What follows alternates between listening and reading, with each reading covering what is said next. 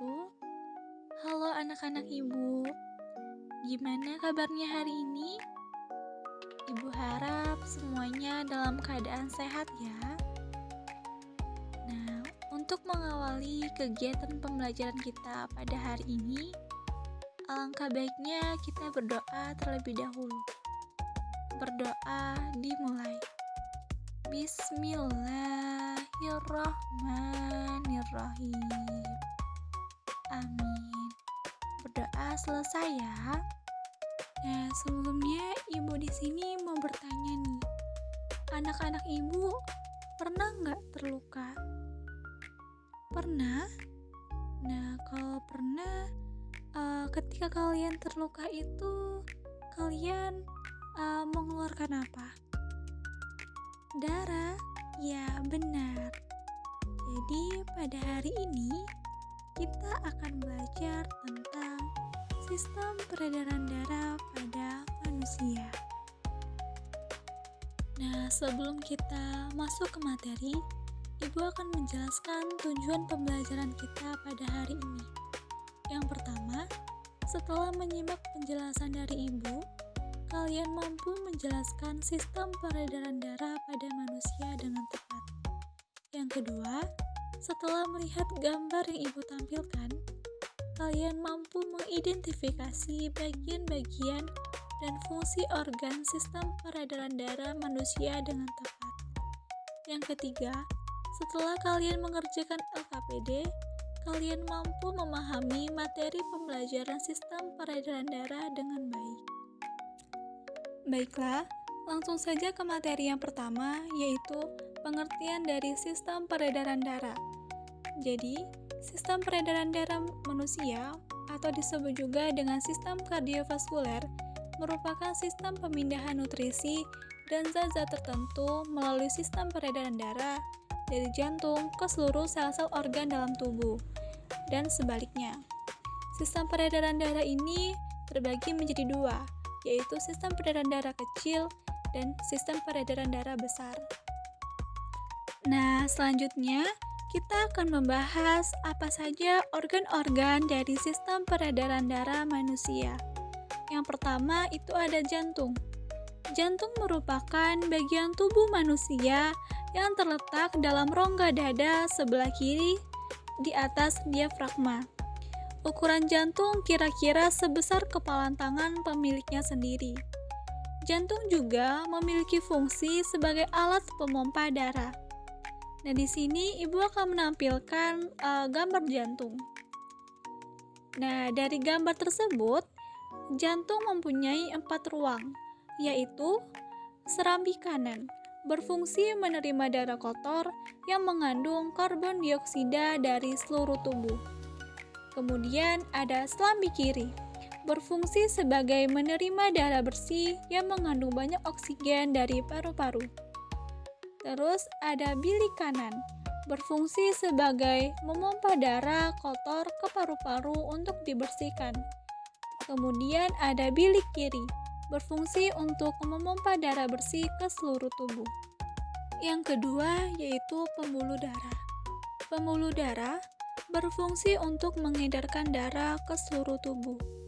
Pembuluh darah terdiri atas 2 jenis, yaitu pembuluh nadi atau arteri dan pembuluh balik atau vena. Nah, pembuluh nadi ini yaitu pembuluh yang membawa darah kaya akan oksigen keluar dari jantung menuju seluruh tubuh.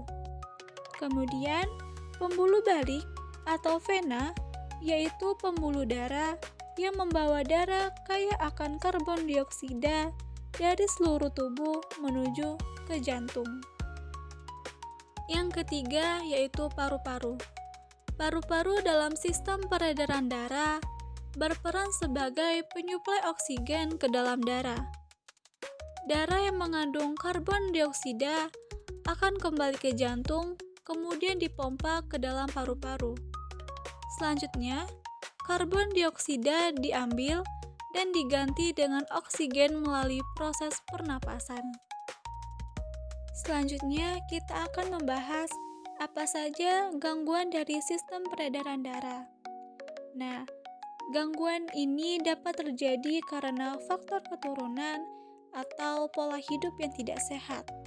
Nah, berikut Ibu akan menjelaskan apa saja gangguan dari sistem peredaran darah. Yang pertama itu ada anemia, disebabkan karena rendahnya kadar hemoglobin dalam darah. Yang kedua ada tekanan darah rendah atau hipotensi.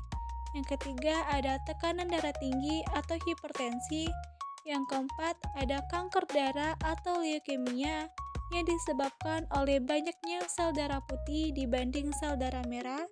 Yang kelima, ada hemofilia disebabkan oleh darah yang sulit membeku jika terjadi luka.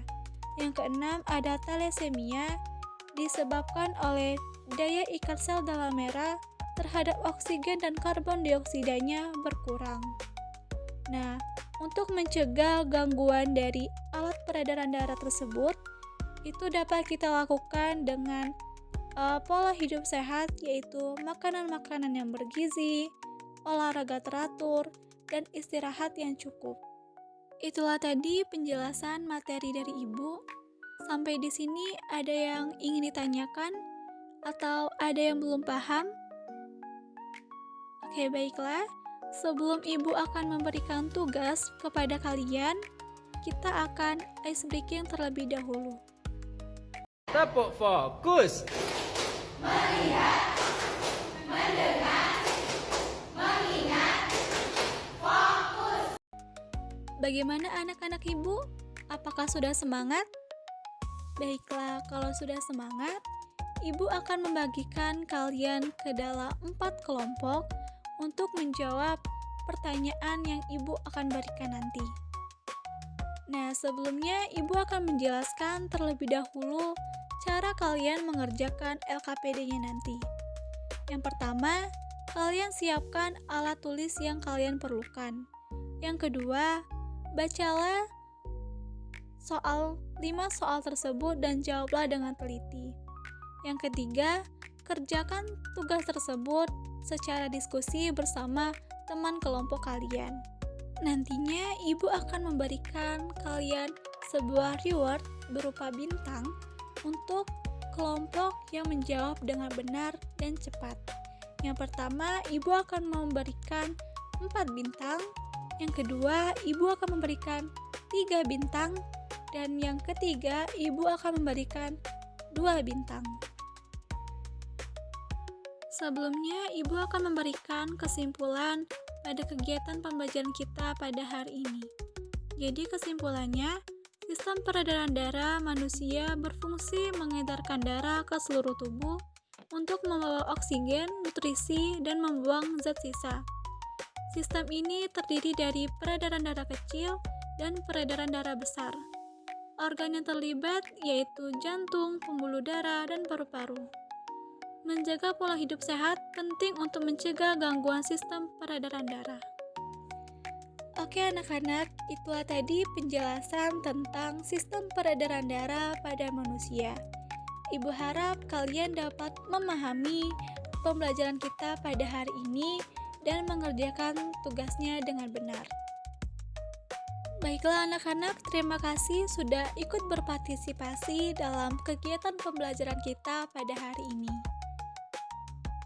Mari kita tutup kegiatan pembelajaran kita dengan membaca lafaz hamdalah. Alhamdulillahirabbil alamin.